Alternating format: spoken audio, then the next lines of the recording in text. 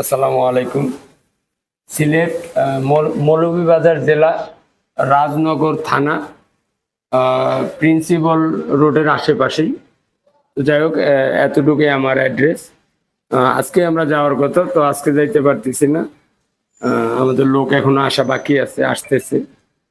কালকে আগামীকাল রাত্রে ইনশাল্লাহ, মানে বৃহস্পতিবার রাত্রে রওনা দেবো, শুক্রবারে ওখানে থাকবো ইনশাল্লাহ। তো আমরা এখানেও আমাদের লোক থাকবে, এখানেও কাজ করবে। আর আমি সহ, আমার সাথে আরো কয়েকজন সহ আমরা যাব। তো দোয়া করবেন যেন সহি সালামত গিয়ে ওখানে কাজটা করতে পারি। আমার ওই প্রবাসী ভাই, উনি আবার চলে যাবে।